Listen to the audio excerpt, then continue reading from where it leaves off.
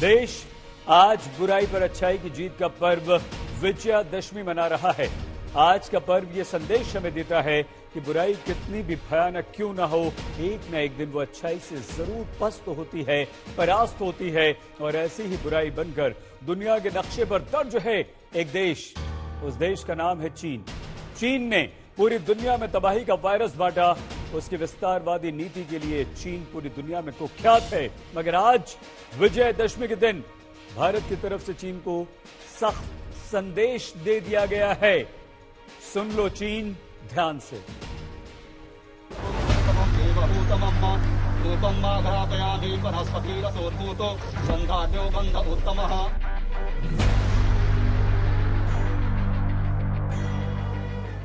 भारत में जितने शास्त्र को मानने वाले हुए, उतने ही शस्त्र को पूजने वाले भी हुए।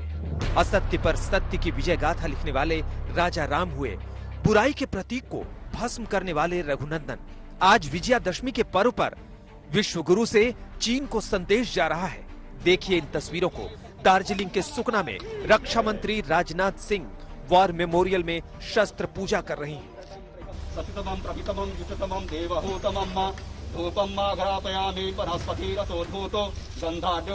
यहीं से रक्षा मंत्री ने पूरी दुनिया में बुराई के सबसे बड़े प्रतीक बन गए चीन को खबरदार किया। इस समय भारत और चीन की सीमा पर भी जो तनाव चल रहा है, भारत तो यह चाहता है कि यह तनाव समाप्त हो, लेकिन कभी कभी कुछ ऐसी नापाक हरकतें होती रहती हैं। लेकिन मैं पूरी तरह से आश्वस्त हूं और आश्वस्त ही नहीं हूं, मुझे पूरा भरोसा भी है कि हमारे सेना के जवान किसी भी सूरत में अपने भारत की 1 इंच भी जमीन किसी दूसरे के हाथों में नहीं जाने देंगे। मौजूदा समय में चीन ही वो चालाक देश है जिसने पूरी दुनिया को महामारी का दंश दिया, जिसकी विस्तारवादी नीति ने उसे पूरी दुनिया में कुख्यात किया। इसलिए नागपुर के संघ मुख्यालय में शस्त्र पूजा करने के बाद संघ प्रमुख मोहन भागवत ने भी चीन का जिक्र किया और जिक्र किया अपने देश के जाबाजों का, कैसे उन्होंने चीन की चालाकी के चीथड़े उड़ा दिए। इस बार भारत ने उसकी जो प्रतिक्रिया दी, उसके कारण वो सहम गया, धक्का मिला उसको एक, क्योंकि भारत तन के खड़ा हो गया। भारत की सेना ने अपनी वीरता का परिचय दिया, भारत के नागरिकों ने अपने देशभक्ति का परिचय दिया। सामरिक और आर्थिक दोनों दृष्टि से वो ठिठक जाए, इतना धक्का तो उसको मिला है। चीन के विस्तारवाद का प्रतिवाद दुनिया कर रही है। उसके विस्तारवाद की वजह से ही उसके पड़ोसियों से उसका गहरा विवाद है। मगर चीन को समझ लेना चाहिए कि अब चीन की ये चालबाजी नहीं चलने वाली। लेकिन चीन ने इस कालावधि में अपने और सामरिक बल के गर्व में, अभिमान में हमारी सीमाओं का जो अतिक्रमण किया और जिस प्रकार व्यवहार किया और कर रहा है, केवल हमारे साथ नहीं, सारी दुनिया के साथ, वो तो सारी दुनिया के सामने स्पष्ट है। इसके पहले भी आया है, उसका स्वभाव विस्तारवादी है, सब लोग जानते हैं। लेकिन इस बार जैसे एक साथ उसने ताइवान के साथ, वियतनाम के साथ, अमेरिका के साथ, जापान के साथ, भारत के साथ साथ ही एक साथ झगड़ा मोल लिया। संघ प्रमुख चीन पर निशाना साध रहे थे, मगर कांग्रेस नेता राहुल गांधी ने चीन को कुछ कहने के बजाय मोहन भागवत के बयान पर प्रतिक्रिया दी। उन्होंने कहा कि संघ प्रमुख सब जानते हैं, मगर सच का सामना करने से डरते हैं। सियासत अपनी जगह है, मगर बुराई पर अच्छाई की जीत के पर्व पर भारत संदेश दे रहा है कि भारत का अतीत रहा है, उसने सदैव सच की लड़ाई लड़ी है और जीती है। अब भी वो किसी भी बुराई को खत्म करने के लिए तैयार है। आज तक भी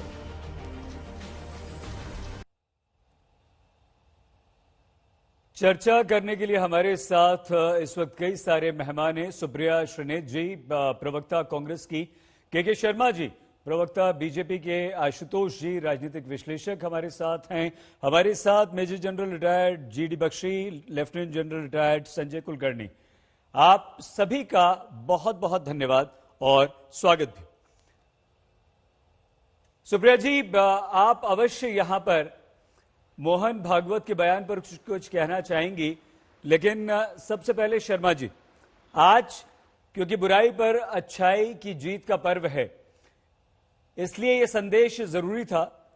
सुप्रिया जी, आपको नहीं लगता कि आज के दिन राजनीति से इतर, बयानबाजी से अलग, कम से कम हम एक ऐसे देश को कड़ा संदेश दें जो हमारी तरफ नजरें उठाकर देखता है, हमें आंखें दिखाता है, हमारी जमीन पर कब्जा करने की कोशिश करता है, 1962 से लेकर लगातार एक के बाद एक हरकतें ऐसी कर रहा है, हमारे पेट में छुरा भोंकते जा रहा है, तो यहां पर एकजुट होकर चीन के खिलाफ आवाज बुलंद करने की जरूरत नहीं है क्या सुप्रिया जी? राजनीति नहीं होनी चाहिए, लेकिन राष्ट्र धर्म तो हमें निभाना पड़ेगा। और राष्ट्र धर्म यह है कि जब आपकी अखंडीय संप्रभुता पर खतरा है और चीन आपके घर में घुस आया है और 7 कोर कमांडर लेवल टॉक्स हो चुकी हैं, जिसमें की बात हो रही है स्टेटस को रिस्टोर करने की, क्योंकि स्टेटस को बदला है, क्योंकि चीन घुसा है, डिसएंगेजमेंट टॉक्स हो रही हैं, तो उस पर पर्दाफाश नहीं किया जा सकता है, उस पर पर्दा नहीं डाला जा सकता है। ये विफलता है कि 7 महीनों से लगातार 7 कोर कमांडर लेवल की बातें हो चुकी हैं। मुझे बोलने आपकी ये गलत बात है। नहीं, पहले ना बोलो। अरे आप सवाल कुछ पूछते हैं, जवाब कुछ देती हैं, तो ऐसे कैसे होगा सुप्रिया जी? आपको रोक नहीं रहे हैं, काउंटर क्वेश्चन तो करने दीजिए। आपकी प्रॉब्लम क्या, आप मुझे बोलने नहीं देते? सुप्रिया जी, काउंटर क्वेश्चन तो करने दीजिए। हमने पूछा आपसे कि एकजुट होना चाहिए या नहीं। क्या आपको लगता है सुप्रिया जी कि चीन और भारत की जो इस वक्त स्थिति है, कहीं ना कहीं भारत सरकार जो है वो स्थिति छिपा रही है, देश के सामने उसे आना चाहिए, और अगर ये स्थिति भारत सरकार ने नहीं बताई तो फिर आप इतने आत्मविश्वास के साथ कैसे कह सकती हैं? ऐसे कह सकती हूं आत्मविश्वास के साथ कि प्रधानमंत्री जी, रक्षा मंत्री की वेबसाइट, रक्षा मंत्रालय की जो विदेश मंत्री है और जो आर्मी चीफ है, वो सब लोग अलग अलग बातें कह रहे हैं। प्रधानमंत्री कहते हैं कोई नहीं घुसा हुआ है, उसके बाद लोकसभा में कुछ और कहा जाता है, राजनाथ सिंह खड़े होकर कुछ और कहते हैं, रक्षा मंत्रालय की वेबसाइट पे रिपोर्ट आती है घुसपैठ हुई है, वो रातों रात 7 अगस्त को हटा दी जाती है। अगर आपके पास कुछ छुपाने को नहीं है और आप वाकई में सच बोल रहे हैं, तो मेरी सिर्फ एक बात का जवाब दे दीजिए, आपके घर में कोई नहीं घुसा है, तो जब 20 जवान शहीद हुए वो किसकी धरती पर शहीद हुए? भाई चीन अंदर आया था, घुसपैठ की थी, उसको हटाने का प्रयास था, वहां पर शहीद हुए, या आप ये कह रहे हैं कि हमारे जवान जाके चीन में शहीद हो गए? एक इस बात का जवाब दे दीजिए, और एक दूसरा इस बात का जवाब दे दीजिए कि जो 1 अप्रैल 2020 की स्थिति थी वो बदली है, इसीलिए तो 7 कोर कमांडर लेवल्स की टॉक हो रही है। अगर शर्मा जी, सुप्रिया जी, इस बात का जवाब सुप्रिया जी, के शर्मा जी हमारे साथ हैं, वो जरूर जवाब देंगे, कुछ ही देर में वो जुड़ रहे हैं हमसे। लेकिन यहां पर ये सुप्रिया जी कि अगर चीन हमारी सीमा में आएगा तो क्या हम लड़ेंगे नहीं? आपका सवाल ये कि हमारी सरकार झूठ बोल रही है।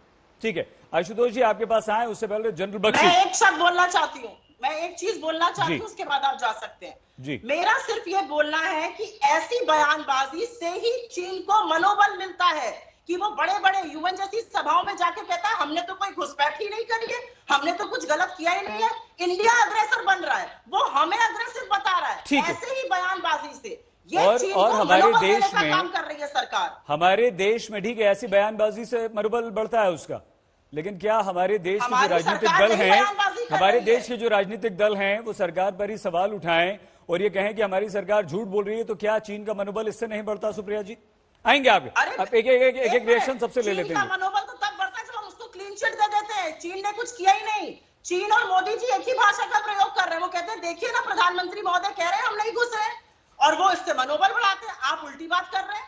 अरे बात तो सच की करिए, ये हमारी देश की मिट्टी का सवाल है।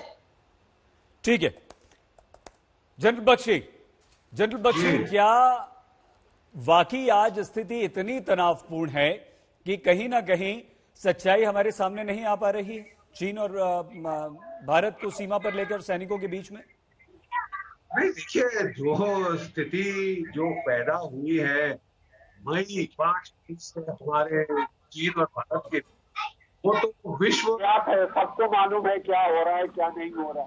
बात ऐसी है कि चीन शिनजियांग प्रांत से अपनी 2 division, 4th highland motorise division, 6th mechanise division लेके एक्सरसाइज के बहाने ईस्टर्न लद्दाख के ऑपोजिट लाया और फिर उसने आनंद फानंद में सिविल ट्रक्स में बिठा के जो 5 विवादित पॉइंट्स हैं वहां पे उनने तैनात करी और हमारे क्षेत्र में घुसने की कोशिश की। इसमें झड़पें हुई और खासकर गालवान की तो बड़ी भीषण झड़प हुई थी जिसमें चीन के लोगों को बाहर खदेड़ा गया। हमारे 1 कर्नल 20 जवान शहीद हुए और चीन के कोई 60 के करीब लोग मारे गए उसके अंदर। लेकिन जो उन्होंने तंबू गाड़ा था हमारे क्षेत्र में, जो एक व्यू पॉइंट बनाया था वॉच टावर, वो हमारे लड़कों ने वो तंबू जला दिया, वो वॉच टावर तोड़ दिया, चीन को खदेड़ दिया। तो प्राइम मिनिस्टर का बयान कि वो आए थे उनको खदेड़ दिया गया, ये बिल्कुल सही है। और उसके बाद हमने अपना जो पहले तो हम सरप्राइज हुए क्योंकि कोविड के चलते हमको उम्मीद नहीं थी। हम जो हड़ताल एक्सरसाइज करते हैं वो हमने नहीं करी थी मार्च अप्रैल मई के महीने में, लेकिन अगस्त के एंड तक हमने पूरा बिल्डअप कर लिया और पलटवार किया। जिस पलटवार से जो हमने प्रिएम्प्टिव डिप्लॉयमेंट करी, पूरी कैलाश रेंज की हाइट अब हमारे हाथ में है। ब्लैक टॉप हिल, हेलमेट टॉप, बगर हिल, गुरुंग हिल, रेगांगला, रेचिनला, ये तमाम जो कैलाश रेंज की हाइट जो ओवरलुक करती हैं, ये जो इन्वेजन रूट है तिब्बत से लेह तक और लेह से मानसरोवर कैलाश को जो रास्ता जाता है वो हमारी पकड़ में है। हमारी सेनाओं ने डोमिनेटिंग हाइट ऑक्युपाई कर ली है। चीन को करारा जवाब मिला है। जनरल बख्शी, तो इतना तिलमिलाने की क्या जरूरत है, मुझे समझ नहीं आया। हमको तो जनरल कुलकर्णी आपके पास भी हम आना चाहते थे बख्शी जी के बाद, लेकिन हमारे साथ सिंह साहब आरपी सिंह साहब इस वक्त जुड़ चुके हैं। सिंह साहब, सुप्रिया जी कई सारे आरोप लगा रही हैं कि रक्षा मंत्री,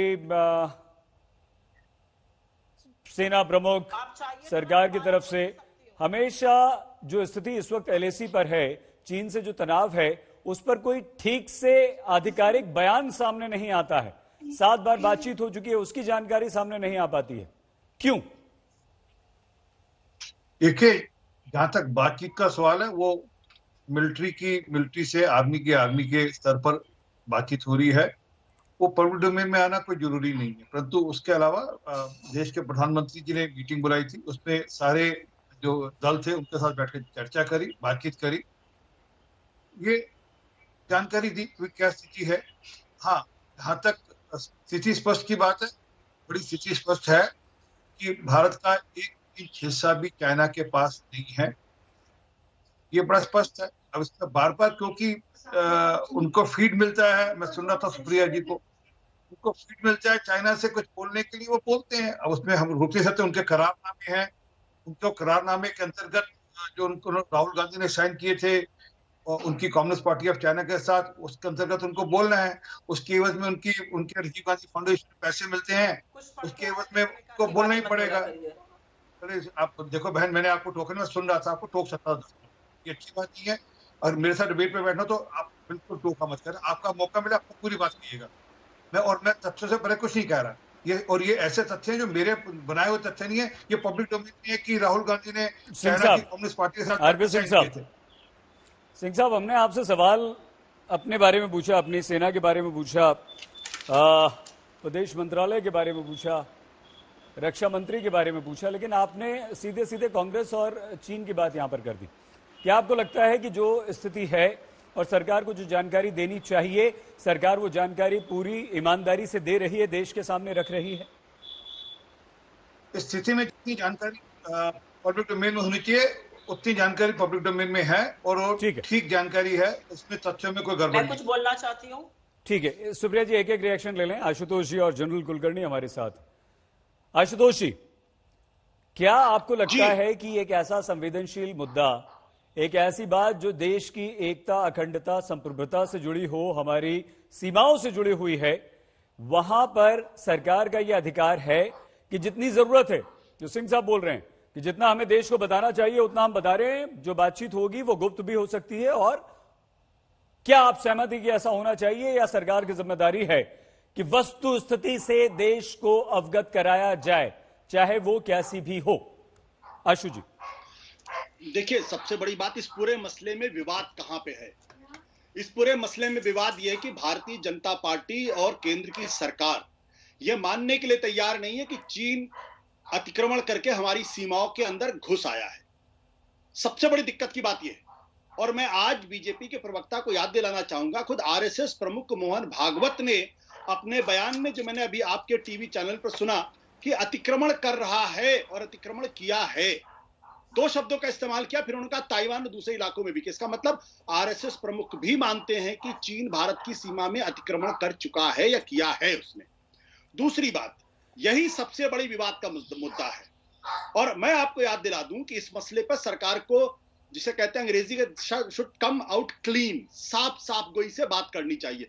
प्रधानमंत्री जी तो कहते हैं ना कोई घुसा हुआ है, ना कोई घुस के आया है, और ना किसी पोस्ट पर कब्जा, कि किसी पोस्ट पर कब्जा तो नहीं है, मैं मानता हूं। लेकिन अगर मैं आपको 6 अगस्त की जो डिफेंस मिनिस्ट्री की वेबसाइट पर जो रिलीज है, वो बहुत साफ पहला पैराग्राफ अगर आप पढ़ लेंगे तो बहुत स्पष्ट लिखा हुआ है, Chinese aggression has been increasing along the LAC and more particularly in Galwan valley since May 2020 the Chinese side transgressed, साफ साफ लिखा, चाइनीज साइड ट्रांसग्रेस्ड। अब आप देखिए, 6 अगस्त को आईएनबी मिनिस्ट्री की एक प्रेस रिलीज है, और आईएनबी की मिनिस्ट्री की जो प्रेस रिलीज है वो भी कहता है, as regards transgression of LAC it was clearly stated that the violence in Galwan on 15 June arose because of the Chinese side was seeking to erect। 2-3 चीजें हो गई। दो चीजें हैं। प्रधानमंत्री जी, बीजेपी और सरकार ये स्पष्ट क्यों नहीं करती है कि चीन ट्रांसग्रेस करी है, चीन ने भारत की सीमा में अतिक्रमण किया है और वहां पर आकर बैठा हुआ है। ठीक है, हम आपसे एक सवाल पूछना चाहते हैं आशुतोष जी। कोई अगर अतिक्रमण करता है, अगर हमारे घर में या हमारी जमीन पर कब्जा करने की कोशिश करता है, तो क्या हम चुपचाप बैठे रहते हैं, उसे करने देते हैं, या उसका मुकाबला करते हैं, डटकर उसे भगाते हैं? क्या भारतीय सेना ने यह नहीं किया? हाँ, आप कह रहे हैं, मोहन भागवत ने कहा कि उन्होंने यह भी कहा कि विस्तारवादी नीति है। दुनिया के कई सारे देशों से इस वक्त चीन का विवाद चल रहा है और अतिक्रमण करने की उसने कोशिश की, इस बात से कोई इनकार नहीं कर सकता। लेकिन उससे लड़ेंगे, उसे भगाएंगे, इसका मतलब यह तो नहीं हुआ कि चीन हमारी सीमा में आ गया है, हमारी जमीन पे कब्जा कर लिया है और हमारी सरकार वो छुपा रही है। इसका जवाब आप देना चाहेंगे, जरूर आपके पास आएंगे, लेकिन एक रिएक्शन जल्दी से जनरल कुलकर्णी से ले लें। जनरल कुलकर्णी, क्या इस बात में जरा सा भी दम सच्चाई आपको लगती है कि चीन ने जो अतिक्रमण करने की कोशिश की, हमारी सीमा में वो घुसा, उसकी सेना आई, हमारी सेना ने उसे खदेड़ दिया, उसके बाद जाहिर सी बात एक विवाद तो होगा ही होगा, क्योंकि दोनों सेनाएं आमने सामने डटी हुई हैं और लगातार बातचीत भी चल रही है इस विवाद को सुलझाने की। क्या आपका कहना है यहां पर? ऐसे है कि चीन ने धोखेबाजी की, नंबर 1। नंबर 2, चीन ने जो भी पीस एंड ट्रैंक्विलिटी एग्रीमेंट्स थे, कॉन्फिडेंस बिल्डिंग मेजर्स थे 93, 96 एंड सब्सिक्वेंटली, उन सबको कूड़ेदान में डाल दिया। और जिस तरीके से चीन ने कार्रवाई की वो पूरे देश के सामने है, इस पे कोई शक नहीं। अब सवाल है कि चीन ने ट्रांसग्रेशन किया या नहीं किया। चीन ने जहां जहां पे ट्रांसग्रेशन करने की कोशिश की, वहां पे हिंदुस्तान की फौज ने उसको ढकेल दिया। एक जगह पे जहां पे पेंगांग सो है, फिंगर 4 और फिंगर 8, जो परसेप्शन का प्रॉब्लम है, अमूमन ये जो हम लोग बातचीत करते हैं, क्योंकि हम लोकतांत्रिक देश है, हम लोगों को सबको बात करने की इजाजत है और हम सब तरीके से बातचीत करते हैं, इससे मसला जो है सुलझता नहीं है, उलझ जाता है। अब चीन के अंदर इस तरह की बातचीत नहीं होती। चीन बार बार 1959 का परसेप्शन आपको बताने की कोशिश करे कि हमें 1959 चाहिए। मुझे लगता है 99% से भी ज्यादा लोगों को हिंदुस्तान में नहीं मालूम होगा कि 1959 में चीन क्या है और क्या चाहता था, ये नहीं मालूम है। नंबर 2, हम बार बार जब इस तरह की बात करते हैं, हम अपने देशवासियों के बीच में ही इस तरह के शायद शक होने लगता है हम लोगों को कि क्या कौन झूठ बोल रहा है और कौन सच बोल रहा है। कोई झूठ और सच वाली बात नहीं है, इसमें समझने वाली बात है कि फिंगर 4 और फिंगर 8 के बीच में भी हम लोग फिंगर 8 तक पेट्रोलिंग करते थे, वो फिंगर 4 तक आते थे। अब मई 2020 के बाद हम फिंगर 8 तक नहीं जा रहे हैं, वो फिंगर 4 पर आकर के बैठ गए हैं। अब ये इस मसले को सुलझाने के लिए क्या था, पीस एंड ट्रैंक्विलिटी एग्रीमेंट थी, कॉन्फिडेंस बिल्डिंग मेजर था कि जब भी चीन इस तरह कार्रवाई करता था, बैनर ड्रिल्स होते थे, उसके द्वारा वो पीछे जाता था। लेकिन इस बार नहीं गया और वो फिंगर 4 पे आकर के बैठ गया। उसके बाद जैसे जल बख्शी साहब ने कहा कि हमने गुरुंग हिल, ब्लैक टॉप, मगर हिल, अपना रजांगला, ये सब जो हाइट्स है साउथ ऑफ पेंगांगसो में पकड़ ली। उसके कारण हम लोगों का जो दबदबा है पूरे पेंगांगसो इलाके में बढ़ गया। Now we are dominating them. यही एक तो जो मसले हैं इस तरह के बातचीत से सुलझते हैं। जब जैसे पैनलिस्ट कह रहे कि 7 राउंड ऑफ टॉक्स हुए, जरूर 7 या 8 राउंड ऑफ टॉक होगा, बातचीत से बात सुलझनी चाहिए, लेकिन नहीं सुलझ रही जो भी कारण है, क्योंकि हम लोगों ने डोमिनेटिंग हाइट्स पकड़ी है। वो कहते होंगे कि आप पहले छोड़ो, हम कहते होंगे नहीं आप पहले पीछे जाओ। तो ये जो बातचीत हो रही है, because we are in a position of strength, आज हम पोजीशन ऑफ स्ट्रेंथ में हैं, इसलिए वो चीज हमसे बातचीत कर रहा है। लेकिन ये कहना और हर बार हर चीज को ओपन डोमेन में बातचीत करना और उसके बारे में बताना, सब लोगों को बताना, मुझे नहीं लगता है ये ठीक होगा। और स्पेशली चीन जो है, जनरल बख्शी आपके पास भी आते हैं। सर आपको 1 मिनट रोकना पड़ेगा यहाँ पे, क्योंकि समय निकलता जा रहा है। सुप्रिया जी आपने दोनों रिटायर्ड जनरल्स की यहां पर बात सुनी। सुप्रिया जी, ये सच्चाई है कि चीन जो है उसकी नीति जो है वो विस्तारवादी है, अपने आप को बढ़ाना चाहता है। कई सारे ऐसे देश हैं जिनसे उसका इस वक्त विवाद चल रहा है, हमें तंग कर रहा है लगातार वो, और ये पूरा साल गुजर गया है सुप्रिया जी। मई के बाद से जो लगातार गलवान में हो रहा है, डोकलाम में हो रहा है, वो आपसे हमसे किसी से छिपा हुआ नहीं है। हमारे 20 जवान भी वहां पर जाकर शहीद हो जाते हैं चीनी सेना से लड़ते हुए। क्या हमें बहुत सारे राजनीतिक मुद्दे हैं आपके पास, उन पर सरकार को घेरना चाहिए, सवाल उठाना आपका अधिकार है, आप प्रमुख विपक्षी दल हैं, सवाल उठाइए। लेकिन जहां तक देश की बात है, देश की सेना की बात है, तो क्या अगर हम इस तरह के सवाल बार बार उठाएंगे, आप उठाएंगी, कांग्रेस पार्टी उठाएगी, तो सेना के मनोबल पर सुप्रिया जी असर नहीं पड़ेगा? यहां पर कम से कम एकजुट नहीं होना चाहिए, यहां पर कम से कम नहीं कहना चाहिए कि हमारी सेना के साथ हम हैं, आप लड़ें, आप डटे रहें, बातचीत से हल नहीं निकलेगा तो आप पे जिम्मेदारी। लेकिन कोशिश एक शांति प्रिय देश होने के नाते हम बातचीत से कर रहे हैं, भले ही साथ की जगह और ज्यादा बातचीत आगे बढ़ जाए। सुप्रिया जी, मैं एक्सपेक्ट करती हूँ कि जैसे आपने किसी को इंटरजेक्ट नहीं किया था, मुझे भी नहीं करेंगे। मेरा ये मानना है 7 नहीं 70 कोर कमांडर लेवल टॉक्स हो जाएं, इसका निष्कर्ष निकलना चाहिए। मैं रिटायर्ड जनरल्स दोनों की इज्जत करती हूँ, डेकोरेटेड जनरल्स हैं, लेकिन हाँ, जो देश परेशान, और मैं ये नहीं सोचती कि मिस्टर मोदी आएंगे और वो राष्ट्र के नाम संदेश करके बताएंगे क्या हुआ, लेकिन आप कॉन्फिडेंस तो लीजिए किसी को। आपने एक ऑल पार्टी मीटिंग करी, ऑल पार्टी मीटिंग करने के बाद आपने इतना ब्लैंकेट स्टेटमेंट दे दिया कि कोई घुसा ही नहीं हुआ है। उन्होंने ये नहीं कहा था खदेड़ दिया गया, उन्होंने कहा था कोई घुसा ही नहीं हुआ है। उनके डिफेंस मिनिस्टर कहते हैं अच्छी खासी संख्या में लोग आ गए। मुझे पता नहीं है बातचीत का क्या निष्कर्ष निकलेगा, चीन जाएगा कि नहीं जाएगा। जनरल बख्शी ने एक बड़ी इंपॉर्टेंट बात ट्विटर पर थोड़े दिनों पहले बताई थी कि वो अब हमारी आस्थाओं के साथ भी खिलवाड़ कर रहे थे। वो बीच में कहने लगे थे कि आप मानसरोवर छोड़िए तब हम ये इलाका छोड़ेंगे। मेरा ये कहना है कि चीन पर हर तरह से हमला करना जरूरी है। आप सैन्य हमला, हमारी सेनाओं का पराक्रम और शौर्य इतना काफी है कि उनको छठी का दूध याद दिला देंगे। लेकिन चीन के साथ आपने कहा था हम ट्रेड बैन करेंगे। आपको जान के ये ताज्जुब होगा कि लोगों से तो चीन के ट्रेड बैन करने की बात करी इस सरकार ने, लेकिन इंपोर्ट चीन से वापस प्री कोविड लेवल पर हो गए।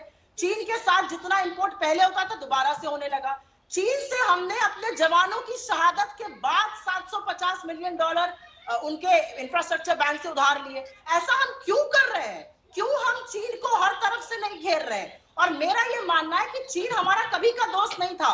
चाहे मोदी जी उनके साथ कितने झूले झूल ले, चाहे साबरमती हो, चाहे महाबलीपुरम हो, 18 मीटिंग वो कर चुके हैं।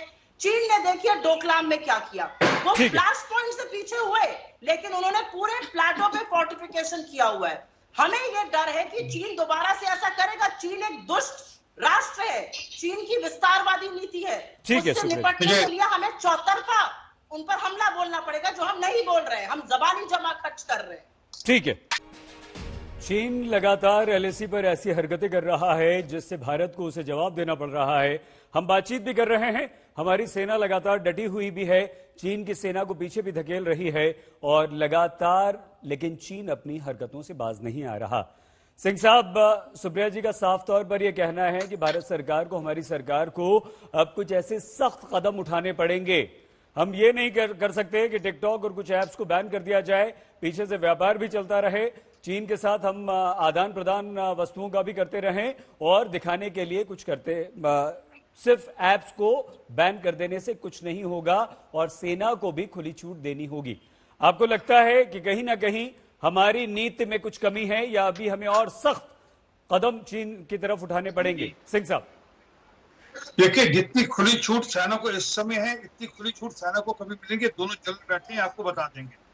जहां तक ट्रेड की बात है, प्रिया जी को डेटा पता नहीं कौन सा, मैं आपको भेज देता हूँ अभी जानकारी, पूरी जानकारी। हमारा ट्रेड उससे कम हुआ है। हमने उनके यहाँ से इम्पोर्ट को लगभग 24% कम किए हैं और हमारे एक्सपोर्ट को 6.5% बढ़े हैं। तो ओवरऑल 18% का ट्रेड का भी फर्क पड़ा है। ये समय क्या है, प्रिया जी को तो डेटा को निकाल कर बोलना ये इकोनॉमिक जर्नलिस्ट नहीं, पर असली बात पे नहीं आती, असली मुद्दे पे नहीं आती कि ऐसा क्या है जो ये बार बार ग्लोबल टाइम की लाइन ड्रॉ करते हैं।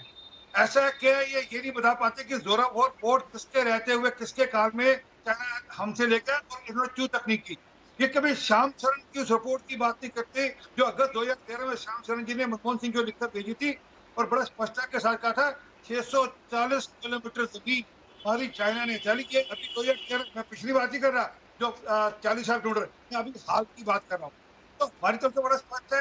सिंह साहब, जो ट्रेड की आपने बात कही वो तो सुप्रिया जी उससे असहमत हैं, वो तो सहमत नहीं है। उन्होंने अपनी मुंडी हिला दी कि नहीं हम सहमत नहीं है। लेकिन सुप्रिया जी, ये जो बार बार सिंह साहब आप पे आरोप लगा रहे हैं कि ग्लोबल टाइम्स की खबरों से आप ज्यादा प्रभावित होती हैं, ज्यादा विश्वास है आपको? मुझे राष्ट्रीयता का सर्टिफिकेट ना सिंह साहब से चाहिए ना इनकी पार्टी से चाहिए। मेरी राष्ट्रीयता मैं जानती हूँ, मुझे ग्लोबल टाइम्स की लाइन चाहिए। ग्लोबल सर, आपसे मैं तो बीच में आपके नहीं बोली थी, अभी आपने बोला था ना एक दूसरे के बीच में नहीं बोलेंगे, थोड़ा डिसेंटली डिबेट करते हैं। मेरा तो ये कहना है कि जो इन्होंने बोला था वो चीन ने जाके यूएन में बोला कि सुनिए हमने तो कभी अतिक्रमण किया ही नहीं है, हम तो घुसे ही नहीं है। देश के प्रधानमंत्री ये बात कह रहे हैं। मेरा एक छोटी सी बात है और यहाँ पे जनरल्स बैठे हैं। देखिए, राजनीतिज्ञों को सब कुछ कहना चाहिए लेकिन ऐसी बातें नहीं कहनी चाहिए जिससे सेना को चिंता हो जाए। हमारे यहाँ कहा गया कि एलएसी के परसेप्शन में डिफरेंस है हम लोगों का। अरे आप उसको क्यों विवाद बना रहे हैं? वो विवादित भूमि चीन के लिए, वो हमारे अधीन थी। फिंगर 8 तक की अगर भूमि थी तो हम वहां तक जाते थे, आज नहीं जा पा रहे हैं। आपके बार बार विवादित कहने से सेना की धिक्कारी होती है क्योंकि सेना के मानचित्रों पर, सेना के मैप्स पर वो एलएसी का प्रोटेक्शन करते हैं, कड़े मौसमों में रहकर करते हैं। और जब आप ये कहते हैं कि परसेप्शन अलग है और परसेप्शन का डिफरेंस है तो आप कहीं ना कहीं सेना का अपमान करते हैं। आप ये काम करना प्लीज बंद कर दीजिए। सबसे पहले जो मानचित्रों पर, जो सेना के मैप्स पे एलएसी है, सेना उसके अनुसार, और हमारी सेना बहुत ही इंस्टीट्यूशनलाइज, बहुत ही अनुशासन वाली सेना है। हम कहीं पर भी घुसकर जबरदस्ती नहीं करते हैं, वो उस मैप को प्रोटेक्ट करती है। और अब ये सरकार के नुमाइंदे आके कहते हैं कि जी परसेप्शन में डिफरेंस है एलएसी के, इसमें आप क्यों कंफ्यूजन क्रिएट कर रहे हैं? क्यों आप उसको विवादित भूमि बना रहे हैं? जो हमारी भूमि अभी तक है, जिस पर हमारा अधिग्रहण है, जिस पे हमारा कब्जा है, उस पर आप क्यों जबरदस्ती प्रश्न चिन्ह लगा रहे हैं? ठीक है, बताइए बात आपके। चलिए, यहाँ दो सेना के लोग बैठे हैं, इनसे पूछ लीजिए ब्लैक टॉप और जो हेलमेट टॉप है वो किसके कब्जे में थे पहले, और ये गलवान वैली किसके कब्जे? अरे आपको देखिए, अच्छी बात नहीं बहन, अच्छी बात नहीं। मैंने आप फिर वापस देखिए, मैंने यील्ड किया ना उस समय एकदम।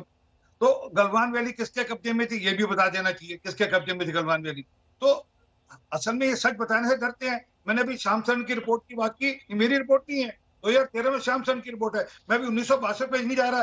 ये जनरल जे सिंह की किताब है, उसमें पन्ना नंबर 253 में क्या लिखा है नेहरू जी के बारे में, किस प्रकार से उन्होंने मिलिट्री का जो मनोबल था तोड़ा, वो सब जानकारी पन्ना नंबर 253 में लिखी है। मैं आपको भेज दूंगा, पढ़ लेना। तो असल में सच ये है, अरे एक minute please don't do this. और एंथनी साहब ने क्या बोला पार्लियामेंट में कि हमारे पास पैसे नहीं है हथियार खरीदने के लिए, हमारे पास पैसे नहीं है कि हम वहां पर सड़कें बना सके, हमारे पास पैसे नहीं है कि हम एयरपोर्ट की चिंता कर सके। ये तो सबको यील्ड करके बैठे थे, ये तो सबको छोड़कर बैठे थे। ये तो पिछले 6 साल, अरे बहन मैंने फिर आपको टोका मैंने जब आपने गलत फिगर दी एक्सपोर्ट और इम्पोर्ट के बारे में। तो असल में सच ये है कि इन्होंने तो हथियार गिरा दिए थे। इनकी तरफ से यह था, भैया चाइना माई बाप हो, हमने आपके साथ करारनामा साइन कर लिया, आपसे गुराई कर ली, अब जो आप चाहे करो। ये पहली बार है पिछले 6 साल में वहां सड़कें बनाई गई, वहां पर बॉर्डर के साथ साथ चिंता की गई, और आज ये है कि हमारी सेना वहां डट के खड़ी है। बोल लेने दीजिए सुप्रिया जी, बोलिए। हमारी सेना वहां डट के खड़ी है और सुप्रिया जी, और ये नहीं डट के खड़ी है, और वहां जब मुकाबला होता है तो उनको वापस जवाब दिया जाता है। और जो अभी बताया, आज हम एडवांटेजेस पोजीशन में हैं वहां पर। हमारी सेना तो साहब हमेशा डट के खड़ी है, हमारी सेना के पराक्रम में रत्ती भर का कोई किसी को दिक्कत नहीं है। हमारी सेना तो वो सेना है कि बड़े बड़ों को चले चबा दे, उनके जैसे दो वीर यहाँ पे उस सेना से बैठे हुए हैं। मेरा सवाल दूसरा और मेरी बात दूसरी है। आप जब भी 62 की बात करते हैं ना सर, तो कहीं पर आप सेना को भी अपमानित करते हैं। भगवान के लिए 67 की भी बात किया करिए। एक मिनट, जब चाइना को उनके घर में घुस के मारा था, 71 की भी बात किया करिए, जब सेना ने के बल पर 2 टुकड़े कर दिए थे पाकिस्तान में और बांग्लादेश की उत्पत्ति करी थी, उसकी भी बात किया करिए, क्योंकि वो भी सेना के पराक्रम की बात है। मैं आपसे सिर्फ इतना कह रही हूं कि जब आप 62 की बात करते हैं तो 67 और 71 की भी बात करिए, क्योंकि बार बार सेना की हार की बात मत किया करिए, सेना की जीत और पराक्रम की भी बात किया करिए। और मैं आपको एक बात और बताना चाहती हूं, आप सिलेक्टिवली कोट करते हैं ए के एंटनी को। मैं ये बताना चाहती हूं कि जो बॉर्डर डेवलपमेंट हुआ है, जो रोड्स डेवलपमेंट हुए हैं, that was conceptualized, funded and approved by the UPA government। मैं ये मानती हूं कि उसका कुछ काम UPA गवर्नमेंट में हुआ था और उसका कुछ काम NDA गवर्नमेंट में, मोदी सरकार में हुआ है। इसके बारे में मुझे कोई आपत्ति नहीं है, लेकिन ये कह देना कि पहले कुछ होता ही नहीं था और 6 साल में ही सब बन के तैयार हो गया, इसका मतलब है कि आप वहां का भूगोल भी नहीं समझते हैं। तो please we all should take care credit for what is due, the due ठीक है सुप्रिया जी, आपकी बात हो गई है यहाँ पर, लेकिन एक सेकंड सुप्रिया जी, सिंह साहब, हमारे दोनों जनरल्स के पास हम जाएंगे, लेकिन उससे पहले आशुतोष जी के पास। आशुतोष जी देखिए, 62, 67, 71, 2017 में तो 1.5 महीने से ज्यादा ये विवाद चला था। आशुतोष जी, ये लगातार चलता है जी। मैं आपसे सिर्फ हम यही जानना चाहते हैं कि कहीं ना कहीं आप, चलिए 62 से ही ले लीजिए, 62 से ही हम आशुतोष जी अगर लगा लें, तो चीन के प्रति हमारी जो नीति है वो क्या कुछ आपको कभी नजर आती है कि ये विवाद कभी सुलझता नहीं है? चीन हमेशा हमें आंख दिखाने की कोशिश करता है, हम फिर उससे लड़ते हैं, हमारे फिर 20 जवान शहीद हो जाते हैं और यह सिलसिला लगातार चलता रहता है। वो दुर्गम परिस्थितियों में हमारे सैनिकों को, हमारी सेना को वहां पर डटे रहना पड़ता है। अभी तक आपकी राय में, आपकी दृष्टि में ऐसी कोई नीति क्यों नहीं बनी, ऐसा कोई समझौता क्यों नहीं हो पाया ताकि ये विवाद सदा के लिए, चाहे वो डोकलाम का हो, चाहे वो गलवान का हो, पूरी तरह से खत्म हो और LAC निर्धारित हो? उसकी एक तय, ये LAC है, आपका हिस्सा वो है, हमारा हिस्सा ये है, बस खत्म। आशुतोष जी। सही जी, मैं 2 बात कहूंगा और मुझे पूरी बात करने का मौका मिलना चाहिए। पहली बात, मुझे लगता है कि जो आज की नरेंद्र मोदी सरकार है, इसने इतिहास से सबक नहीं लिया। सबको याद होगा 1962 के पहले किस तरीके से भारत चीनी भाई भाई की बात की जाती थी, जाओ एनलाई और नेहरू के बीच में दोस्ती की बात की जाती थी, माओ और नेहरू के बीच में दोस्ती की बात की जाती थी। और बिल्कुल वही बात 2014 के बाद से आपने शी जिनपिंग को देखा, किस तरीके से नरेंद्र मोदी के गले लग रहे थे, किस तरीके से उनको हमने क्या क्या नहीं खिलाया, किस तरीके से उनको झूले झुलाए। अगर 18 मीटिंग के बावजूद भी अगर आप शी जिनपिंग को नहीं समझ पाए और आप नेहरू नेहरू चिल्लाते रहेंगे, तो गलती नरेंद्र मोदी जी की भी, उनको भी समझना चाहिए कि उन्होंने शी जिनपिंग भरोसा किया और उसने पीठ पर छुरा मारा। दूसरी बात मैं कहना चाहता हूं, मैं समीर जो जनरल साहब हैं, कुलकर्णी साहब, मैं उनकी बात से थोड़ा हैरान जरूर हुआ उनकी बातों को सुनकर, क्योंकि मुझे लगता है इस देश को शायद ये बताने की जरूरत है कि 1962 का जब लड़ाई चल रही थी तब बीजेपी को उसमें जनसंघ हुआ करती थी। अटल बिहारी वाजपेयी ने बाकायदा कहा था कि संसद के अंदर बैठ के आप बहस करिए और बताइए सीमा के ऊपर क्या हो रहा है। तो जनरल साहब को यह भी बताना चाहिए कि जब 62 के अंदर जब युद्ध चल रहा था तब संसद हुई थी और संसद के सामने नेहरू जी की खाट खड़ी की गई थी, सरकार से सवाल पूछे गए तो सरकार ने उनका जवाब देना पड़ा था। आज अगर आप सवाल पूछते हैं तो आपको कह दिया जाता है आप चीन की गोद में बैठे हुए हैं, और यह बताने का प्रयास किया था 2014 के पहले तो भारत की सेना कुछ करती ही नहीं थी, हमने उनको खुला हाथ दे दिया। तो करगिल की लड़ाई में अटल बिहारी वाजपेयी जब बीजेपी की सरकार हुआ करती थी तब कौन लड़ रहा था? क्या उस वक्त अटल बिहारी वाजपेयी ने भारत की सीमा को पाकिस्तान के हाथों पूरी तरीके से गिरवी रख दिया? हम किस नैरेटिव की बात करते हैं? हम अपनी सेना का अपमान कर रहे हैं, हम अपने देश को, डेमोक्रेसी को कमजोर करना चाहते हैं। अगर सीमा के अंदर कुछ घुसपैठ हुई है तो भारत की सरकार और देश के प्रधानमंत्री ये क्यों नहीं कहते हैं कि इंट्रूजन हुआ है? मैं आरएसएस के प्रमुख मोहन भागवत को आज की बातों को सुनकर मुझे ठीक लगा कि कम से कम उन्होंने ये हिम्मत दिखाई। उन्होंने कहा कि चीन हमारी सीमा में अतिक्रमण करके आ गया है, और न केवल हमारे आया है बल्कि ताइवान दूसरी जगह भी आया है। ये बात भारत के प्रधानमंत्री को कहनी चाहिए, ये काम भारत के रक्षा मंत्री को कहनी चाहिए, ये काम भारत की सरकार को करनी चाहिए। लेकिन हैरानी की बात यह है, हैरानी की बात यह है कि बीजेपी के प्रवक्ता आरपी सिंह साहब सवाल पूछिए इसी वक्त और उनसे कहिए कि क्या चीन भारत की सीमा में घुस के आया है या नहीं आया है। हम दोनों जनरल्स के पास आना चाहते हैं, जनरल बख्शी, जनरल कुलकर्णी। हालांकि नहीं, सिंह साहब आ रहे हैं, 1 मिनट। सुप्रिया जी, जनरल कुलकर्णी, पहले आप इसलिए कह दीजिए क्योंकि आशुतोष जी ने आपका नाम भी ले दिया और आप पर सवाल भी उठा दिया है। आपको लगता है जनरल कुलकर्णी कि ये सीमा पर जो मुद्दे हों सैनिकों के, सेना के, उसकी हर जानकारी सरकार को संसद में या देश के सामने रखनी चाहिए। और इस वक्त की स्थिति के अनुसार क्या आपको लगता है कि चीन बातचीत से मानने वालों में से है? क्योंकि हम हिंदी चीनी भाई भाई करके भी देख चुके हैं, हम उसके बाद लगातार अभी तक बातचीत करके भी देख चुके हैं, और अभी भी हमारी बातचीत चल रही है, लेकिन चीन टस से मस्त नहीं। जनरल कुलकर्णी और उसके बाद जनरल बख्शी, आप भी बताइए। मेरा ये मानना है, ये मेरा व्यक्तिगत मानना है कि जरूर ये जो है चंद एक चीजें जो है मीडिया या नॉर्मल पब्लिक नहीं, यस, अगर पार्लियामेंट के अंदर डिस्कशन होता है उनकी डिफेंस कमेटी से, उसके अंदर जरूर पूछिए, जाइएगा, रक्षा मंत्री के पास जाइएगा, प्रधानमंत्री के पास जाइएगा, और अपने जो भी आपके प्रश्न हैं उनके आप उनसे उत्तर लीजिएगा। लेकिन पब्लिक डोमेन में, जो मेरा कहना है, पब्लिक डोमेन में इस तरह की बातें करने से जो चीन है वो उसका फायदा उठा रहा है। चीन देख रहा है कि वो जो कार्रवाई करने की कोशिश कर रहा है, उनकी कार्रवाई के लिए हिंदुस्तान के अंदर भी कई एक ऐसे लोग हैं जो शायद सरकार से मानते नहीं है और भिन्न भिन्न तरह की बातचीत होती है। लेकिन ये कहने के बावजूद क्यों आपको लगता है कि हम लोग इतने मोबिलाइज हुए? क्यों आपको लगता है कि इस तरह की बातचीत हम करें? जरूर कुछ हुआ है, इसलिए तो कर रहे हैं। क्यों हम लोग चीन को ढकेल रहे हैं? क्यों हम लोगों ने हाइट्स को पकड़ा है? क्यों हम लोग आज अपने आप को डोमिनेटिंग हाइट्स में कहते हैं? ठीक है गलवान कुछ हुआ है। जनरल कुलकर्णी, थोड़ा सा समय कम है। जनरल बख्शी, आपका रिएक्शन क्या? आप इस वक्त की स्थिति जो है एलएसी पर, उसे आप किस तरह से देखते हैं? देखिए, इस वक्त हमारी सेना ने पहल करी है और हम डोमिनेटिंग हाइट्स पकड़ चुके हैं। लेकिन मेरा व्यक्तिगत राय यह है कि ये चीन बार बार हर साल तमाशा करता रहेगा।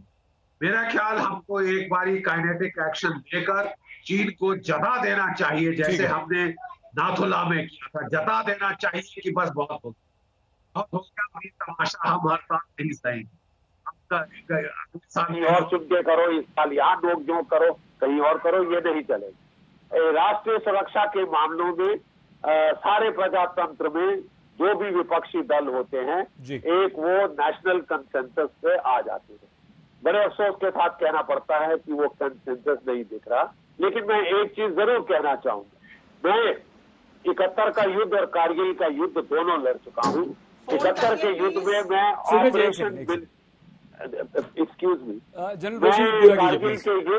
कारगिल के युद्ध में मैं मिलिट्री ऑपरेशंस डायरेक्टरेट में था। हर रोज शाम को एक आर्मी, एक नेवी, एक एयरफोर्स और एक फॉरेन मिनिस्ट्री का ऑफिसर प्रेस को ब्रीफ किया करते थे। ठीक है, हमारी इंफॉर्मेशन पॉलिसी में मेरे ख्याल थोड़ी बदलाव की जरूरत है। समझ में नहीं आ रहा है। ठीक है सिंह साहब, एकदम वक्त खत्म हो रहा है। 30 सेकंड आपके पास है, 30 सेकंड सुब्रत जी के पास हैं। इतना टाइम लग क्या रहा है? क्या सुब्रत जी 1 सेकंड आ रहे हैं, आपसे खत्म करेंगे। सिंह साहब 30 सेकंड से ज्यादा मत लीजिएगा। आज की स्थिति क्या मानते हैं, और क्या आज आप ये कह सकते हैं अपनी सरकार की तरफ से कि नहीं, कोई अतिक्रमण नहीं हुआ है, 1 इंच भी जमीन हमारी चीन ने उस पर कदम नहीं रखा है? भारत के हिस्से की 1 इंच जमीन पर भी चाइना का कब्जा नहीं है। परंतु मैं एक बार, क्योंकि बार बार कहते कि आप सेना के मनोबल को क्यों जोड़ते हैं, मैं एक लाइन पढ़ देता हूँ पेज नंबर 253 से, याद रखना ये बात को। The Nehru man and combined trade havoc with the military leadership literally forces them to accept military unsound commitment. अरे किस प्रकार की लीडरशिप होगी, राजनीतिक कैसी लीडरशिप होगी, उस पर डिपेंड करते हैं कि मिलिट्री कैसे एक्शन लेगी। इन लोगों ने हमेशा मिलिट्री को हरास किया, मिलिट्री को क्वेश्चन किया। सुब्रत जी 30 सेकंड आपके पास है, प्रोग्राम को खत्म करना है। आपको लगता है कि सख्त एक्शन पूरी तरह से, जो जनरल बख्शी आप कह रहे हैं? सईद जी, मैं कुछ बोलना चाह रही थी, मेरी आवाज कट गई थी। सुब्रत जी, ज्यादा वक्त नहीं है, प्रोग्राम खत्म करना है, बोलिए जल्दी से प्लीज। मुझे बस 2 चीजें कहनी है। मुझे ये कहना है कि जो लोग आज लोकतंत्र में सवाल उठा रहे हैं, हमारे सवाल करने पर उनको ये याद होना चाहिए कि 26/11 के बाद मोदी जी ने ताज होटल के सामने जाके प्रेस कॉन्फ्रेंस करी थी। अमित शाह कहते थे चीन में आके चीनी पिकनिक पर आके चले जाते हैं, लाल आग की बात करते थे, तब आप सेना की रिस्पेक्ट करते थे। आपने डेप्सांग के वक्त जाके राष्ट्रपति से पूछा था कि देश की सेना कौन से शस्त्र यूज कर रही है, ये आपका राजधर्म और राष्ट्रधर्म था, और आप हमें पाठ पढ़ाइएगा। तो पाखंड बंद करिए और देश की सीमाओं को सुरक्षित करिए। मेरा सिर्फ एक बात कहना है। बहुत धन्यवाद सुब्रत जी, और आप सभी। सिंह साहब क्षमा, समय पूरा हो चुका है। बहुत धन्यवाद आप सभी का। लेकिन ये जरूर है कि अगर चीन हमारी तरफ आंख उठाता है, हमें आंखें दिखाता है, तो हमारी सेना उसकी आंखें निकाल लेने में सक्षम है। और ऐसे में हमारे पूरे देश को एकजुट हो जाना चाहिए, सेना का मनोबल बनाना चाहिए, सेना का मनोबल कहीं कम नहीं होना चाहिए। और यह भी सच्चाई है कि विपक्ष हैं आप, विरोध जरूर कीजिए, लेकिन जब देश की बात आती है तो सरकार के हाथ भी मजबूत कीजिए। देखते रहिए आज तक।